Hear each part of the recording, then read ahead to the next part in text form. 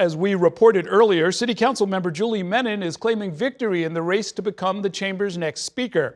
She says she has secured votes from 36 members of the council, surpassing the necessary 26 votes. The official vote will not be taken until early January, and Menin says that she will maintain support throughout the coming weeks. She joins me now with more on how she says she has locked up this support. Julie Menin's district on the Upper East Side includes Roosevelt Island, and we welcome you back to the program. Good to see you, and congratulations. Thank you, Errol. It's great to be back with you again. It's very rare for speaker candidates to declare victory this early. Why go public right now? Well, it really came from the members. Look, we've worked together for 4 years. We have phenomenal relationships with each other, and it really came from a member-driven process where the members were ready to announce and really wanted to announce. So in listening to them, we decided we have the support.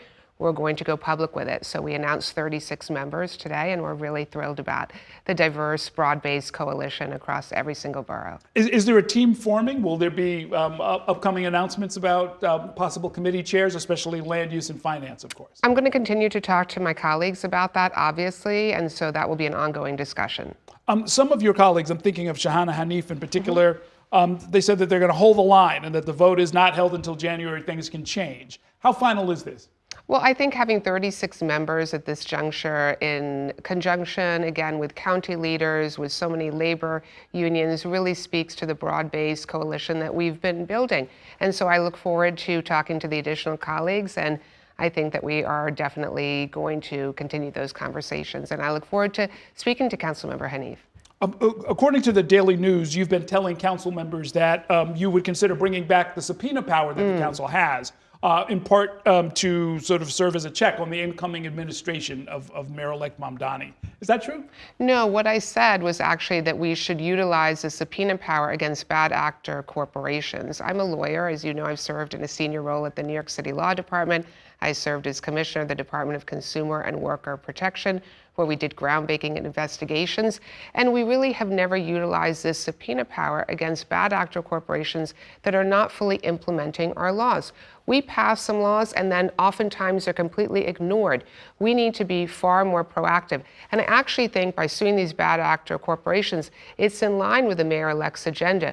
We need to make sure that we are protecting working people. I'm thinking in particular about some of the fast food worker bills.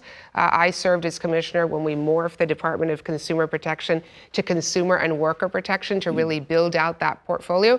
But if our laws aren't being followed, then shame on us. We need to be more aggressive about it. So for example, Errol, we passed 2 years ago a package of bills on childcare. They were my bills. We did a whole childcare package and other members had other bills on that.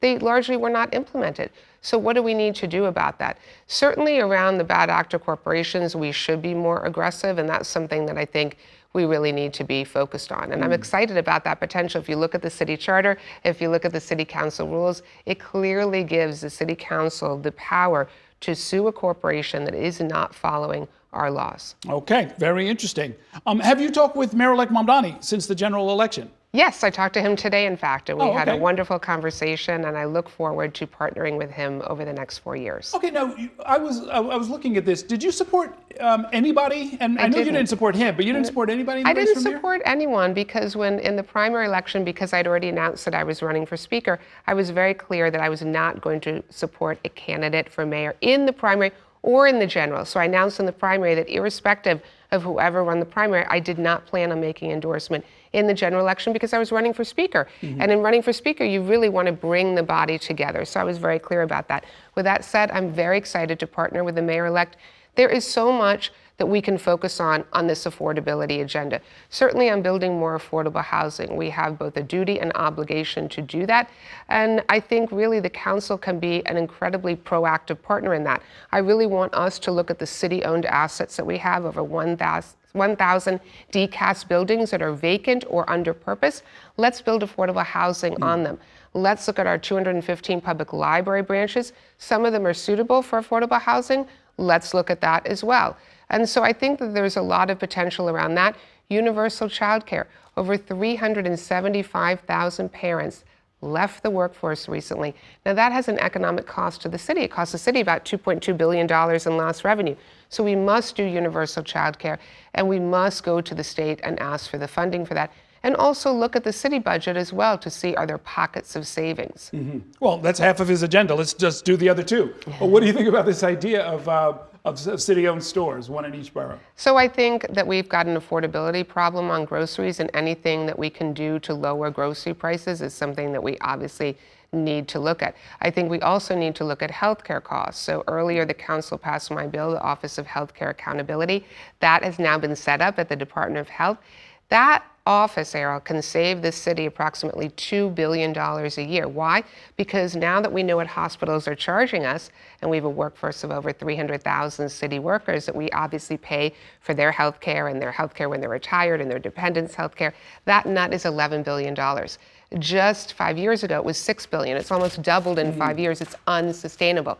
So by knowing what the hospitals are charging, we can harness our purchasing power to finally, once and for all, drive down exorbitant costs. And we could utilize that $2 billion in savings for childcare.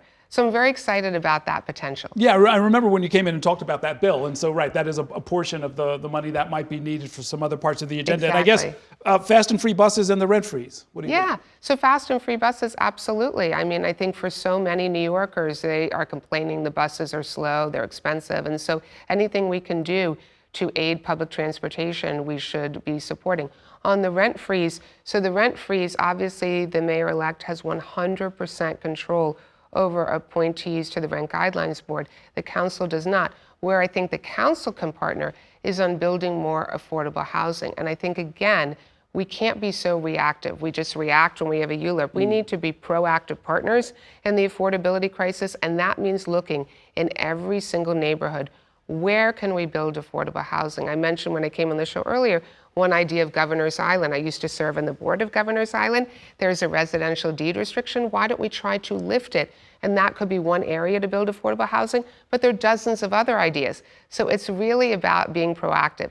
It's having some of the best planners in the city or in New York City. Let's bring them in and let's really look at every single neighborhood Did you support the charter amendments that allow for, in certain instances, to override? So I supported the council position because many of the colleagues were extremely concerned that it would dilute our power. But they have now passed, and with that said, it will make it easier to build affordable housing.